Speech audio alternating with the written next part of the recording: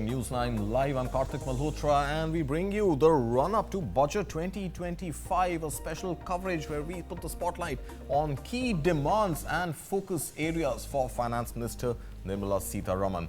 On the show today, we focus on India's job story. Is Budget 2025 going to be another year and the onset of another year of jobless growth? Or is Finance Minister Nirmala Sitharaman really going to go ahead and inject that boost of optimism in the job creation scene, the private jobs all across fields from manufacturing to services, startups to IT, as well as infrastructure jobs? This is the focus on the show today. But some key specific critical points that we want to address as part of our budget special focus on job creation. Number one, is there going to be more budgetary allocation for job growth? Remember, last year, Finance Minister Nirmala Sitharaman had allocated various schemes, but we really don't know what has been the outcome of those schemes just as yet. So that brings me to the second question. The employee-linked incentive scheme announced in Budget 2024. Is Budget 2025 going to give us some details on the hits and misses and hence a reformulation of the scheme? Next up, formalization of informal jobs. Is that going to be a priority for the government in Budget 2025? Remember, the growth of gig economy and jobs, the informal jobs it creates, is something which should become a priority. Next up, skill development. Is there going to be a renewed focus on making the youth of India, empowering them with skills which are required to be employable?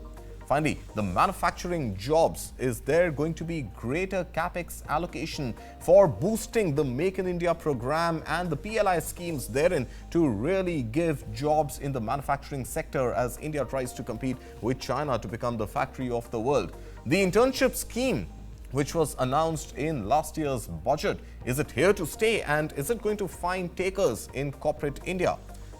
Gig workers, will budget include the excluded section of the informal workers this time around? And women labor force participation, which has been abysmally low, is there going to be a fillip by way of Budget 2025 to include more women in the job scene? And finally, we're bringing this coverage days after the launch of AI chatbot, including the likes of Chinese DeepSeek. Is AI in workforce going to be a focus for the government this time around?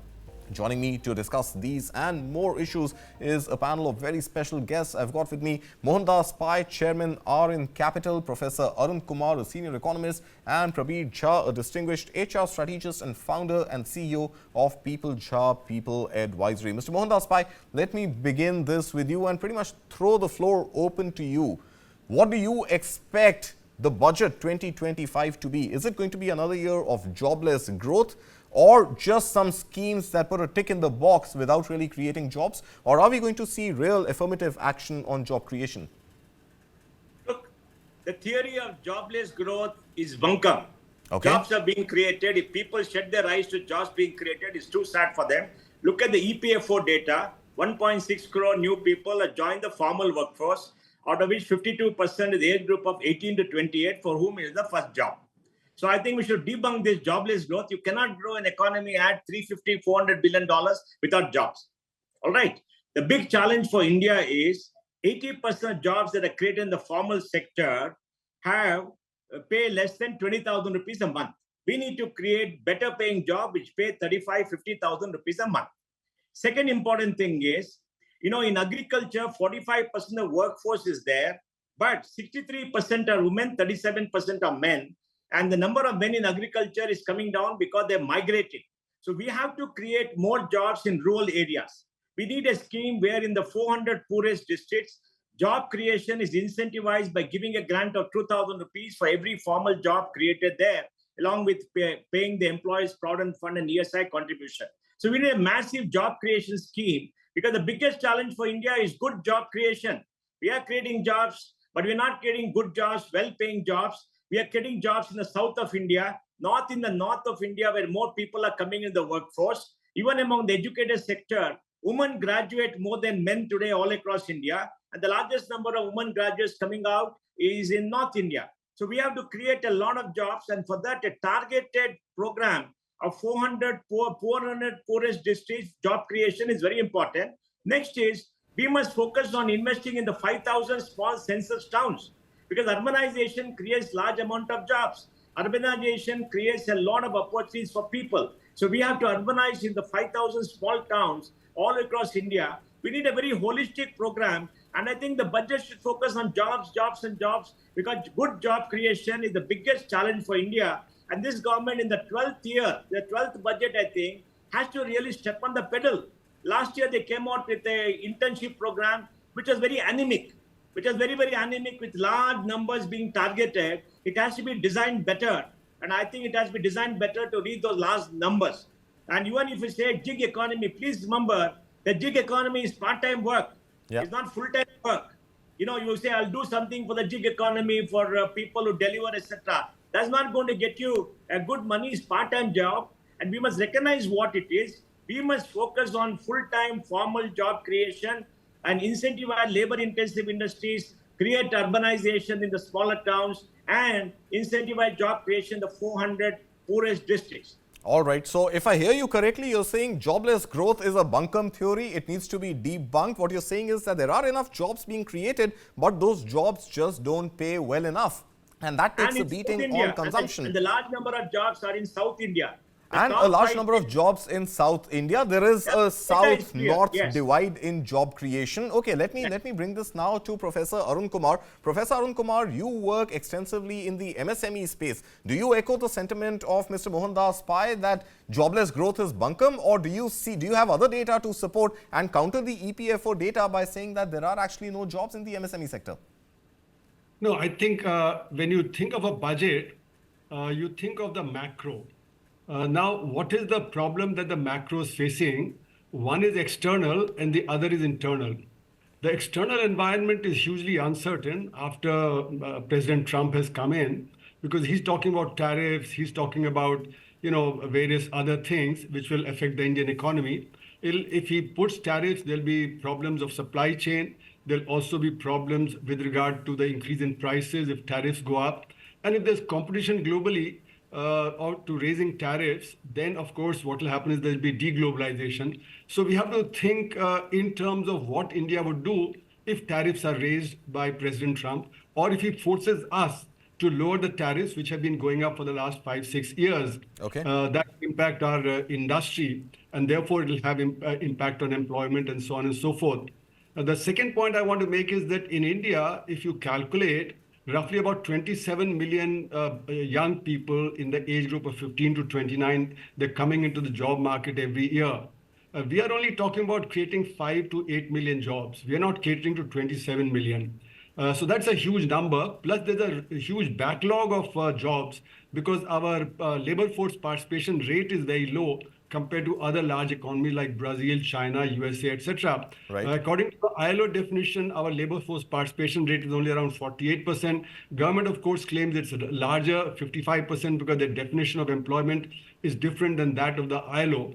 But comparable data for Brazil, China, US, etc. is in the range of 65 to 70%. So we have a lot of people who are not looking for job, they're doing free labor, and that is not counted in the ILO definition. So our unemployment problem is that in agriculture, there's a lot of surplus labor, there's disguised unemployment. And in the micro sector, which employs 97.5% of the MSME sector's employment, that employment is going down as the micro sector is getting killed. Okay. Small sector is also facing huge problems because of GST. So I think what we need to do is step up our investment in job creation. There I agree with Mr. Pai that we need to create more employment. But how do we do that? If you look at last year's budget, we increased allocation to capital-intensive sectors like, the railway freight corridor, the all highways, infrastructure overall at 11.11 lakh crore rupees. Yeah. So those are not really, those are very capital intensive. Earlier, you would see on a road project hundreds of people working. Now there are only 10 people working directly with big bulldozers and big cranes, etc. So even those are not really labor. So where is employment generated? It's in the rural employment guarantee scheme. It's in the education sector. It's in the health sector.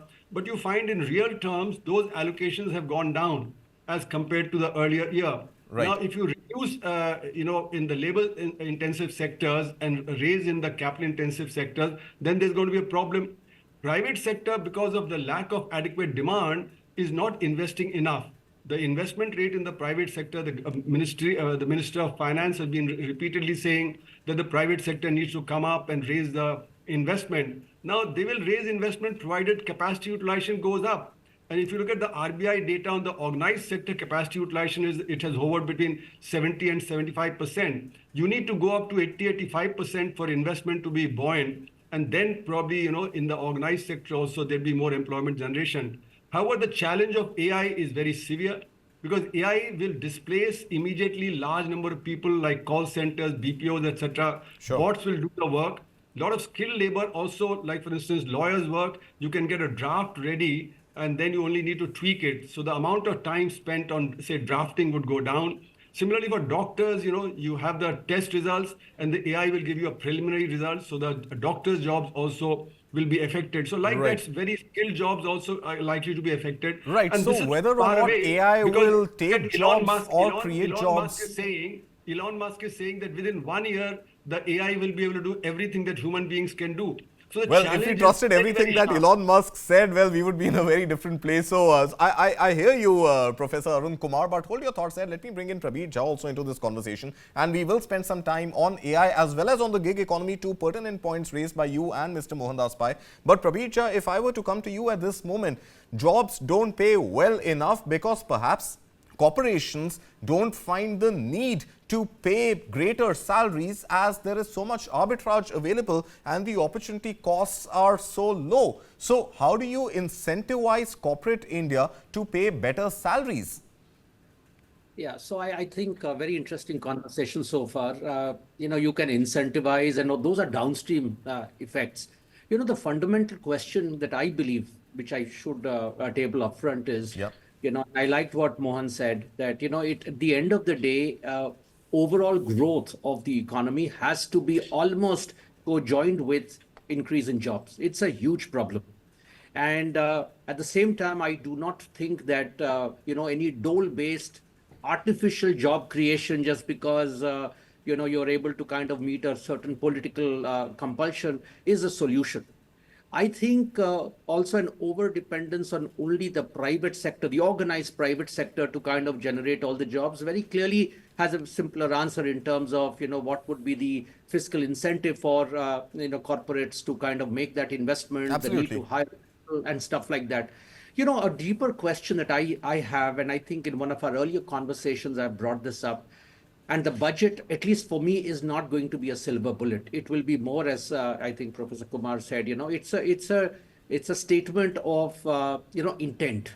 And I think execution still needs a lot to be delivered. My basic thesis is, one is the demand for labor. The other is the crisis of skills. It's not just about that, you just get anyone in any job and, therefore you've met the job agenda. I Right. don't think that is going to be sustainable. A sustainable employment or a job creation agenda will need us to really focus on what are the emergent skills? What is the upskilling needed? What is the reskilling needed? Are people willing to do it? Is society willing to change its mindset? The over-proliferation of universities, I have never been a strong champion of that. Okay. We have to look at stronger vocational support.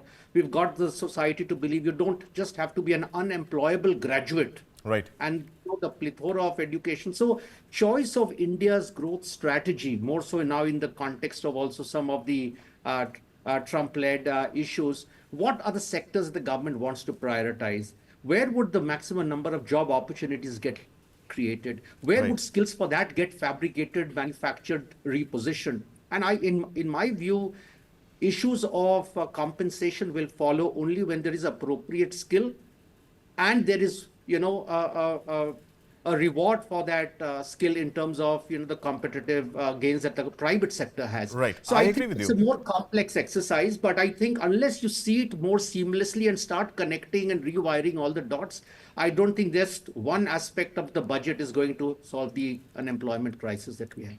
All right, so not a single aspect, it has to be seen more holistically. Skill development needs to be the need of the hour, and the government, as per Prabir Jha, needs to focus on skill development. But Mr. Mohandas Pai, if I can bring you back into this conversation, see, skill development, and there have been investments made in budget after budget on enhancing skills, but skills also change, pretty much every week, every month with new technologies coming in. So skills is one part of the debate, but specifically what the budget tried to address last year were two prominent schemes. One was the internship program, 1 crore Indians to be given internships. I want to understand, is an internship enough, and do internships willy-nilly lead to formal job creation? And the second being the employee-linked incentive, where the government said that I'm going to pay, some part of the salary and I'm going to make the first contribution to EPFO. But what happens to the remaining 11 months? Does corporate India need so many people as the government wants them to hire?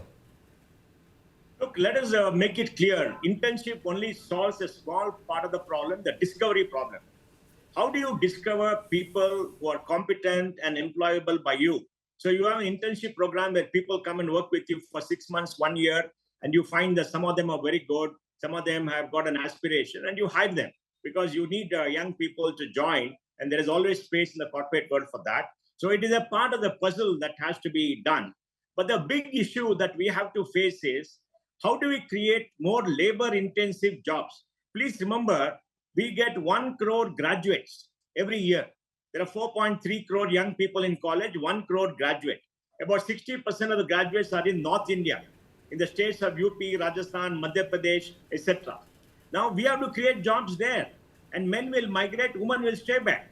That's why a large number of women who are well-educated are not in the workforce because they don't migrate. So India has got a structural problem, and is not a national policy issue, it's a statewide issue. In the south, you don't get people. I just came from Kerala.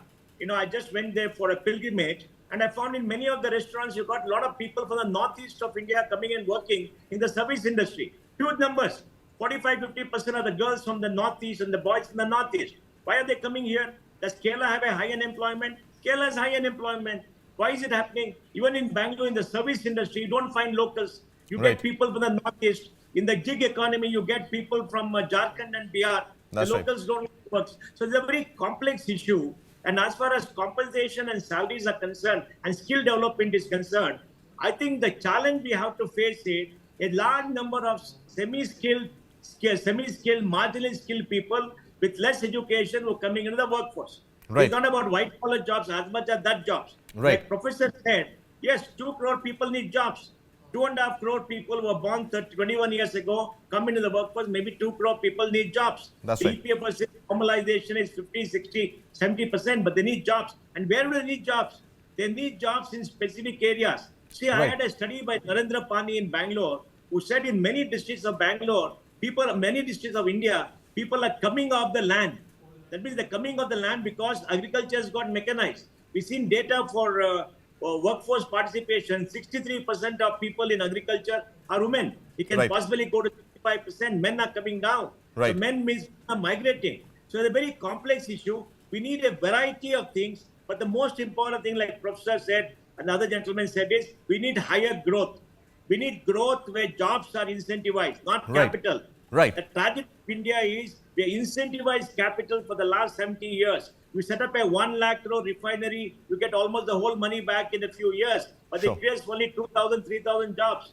China incentivized labor-intensive industry in the beginning when they opened up. They did it the right way. Capital-intensive industry came up much later. We have to find out labor-intensive industries. We must get them in the smaller districts. We must incentivize them. We must have 5,000 census towns, and those areas will see a growth in employment, and soon they'll have a better paying jobs coming there. Let me take this. Incentive jobs in Bangalore and Bombay. I see the point you're making. Mr. Mohandas Pai. India needs to think beyond IT. India needs to think beyond those key metro locations and the focus on South India, and job creation has to be more universal in a national context. So let me bring in Professor Arun Kumar again into this debate. Professor Arun Kumar, if we are able to create more manufacturing clusters in North India, which are labor intensive, which will be driven by the MSME sector, which will see migration of agricultural workers who don't pay taxes, and with mechanization, their migration to manufacturing, which are semi-skilled jobs, there is going to be a greater possibility of growth coming in. So what should the government do? I understand states will have to do their own part, but what should the central government do to make this transition from agriculture to building other manufacturing clusters and people migrating there happen? So you're right. We need to create manufacturing at the level of the small and the micro sector. That is where, it'll spread the manufacturing sector into areas where it hasn't really done well. For that, you have to provide incentive to the micro sector and to the small sector. Unfortunately, all the MSME concessions go to the medium sector, but not to the micro sector. The average employment in micro sector is 1.7 people.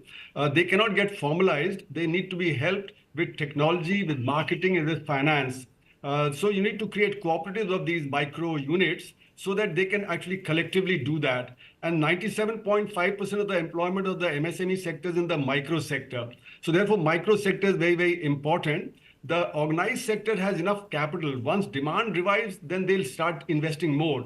But unfortunately, there the mechanization is so much, automation is so much, and with AI, it'll get even worse. So I think what we have to do is we have to focus on the other sectors, generate demand, so the organized sector can also expand. So I think it has to be a collective kind of an effort where agriculture is helped, where education and health are helped, because that's what will create productive employment. Right. The Acer reports that have been coming since 2005, they are telling you that 50% children in the 5th class cannot do 2nd class reading, writing. So much better quality education. We need to invest a lot more on education. We have actually come down in real terms from 3.8% to 3.4% on education. That Right. needs to go back to above 4%, and the target should be 6% of GDP. Similarly, in the sector of health, to have more productive labor, we need better health. And therefore, instead of 1.3%, we need to move up to 3%. Now, that will mean resources have to be raised. And that is a big elephant in the room. How do we raise resources? How do when we the raise economy resources? is still very large, and Right. we are only at about 6.5% of GDP on direct taxes. Right. So what to do about those direct taxes? That's another issue that the finance minister would have to deal with. And GST would have to be reformed, because GST has actually damaged the unorganized sector a whole lot. The Well, small Professor Kumar, in the interest of time, let's leave the GST debate maybe Sure. just ahead of the next GST Sure. Council. But I want to bring in Mr. Prabir Jha for his final words on this multifaceted issue of job creation and the government wanting to collect enough taxes at the same time. And there are talks, and in fact, even Mr. Mohandas Pai has been advocating for more disposable income in the hands of consumers and tax-paying citizens. So last word to you, Prabir Jha. If there is one action point and one area where the government must focus its energies and its budgets, put its money where its mouth is for budget 2025, is that going to be skill development? Is that going to be education? Or is that going to be more manufacturing coming by way of migration from farm to manufacturing clusters? So, I will always take a little long-term view. I think a core issue in India, which we don't want to talk about, is the inadequacy of skills in any sector or most sectors. I would possibly pick 5 or 6, and the gentlemen have talked about some, and I completely concur, whether it's infrastructure development in a more wholesome way, which also leads to better town and newer city enhancement. It cannot overload the current set of urban centers. It's already living in hell. That's something that I would possibly shift. I would look at healthcare. We talked about it in one of your earlier shows. Right. It has a huge ecosystem that it can spawn. Automotives and related, auto ancillary support service. Huge. There are no truck drivers. You have trucks, there are no truck drivers. So Right. at the end of the day, we have to look at skills, and we have to end this obsession with just making everyone a graduate. I do not buy the fact that everyone who becomes a graduate is necessarily better educated or is better Right. employable.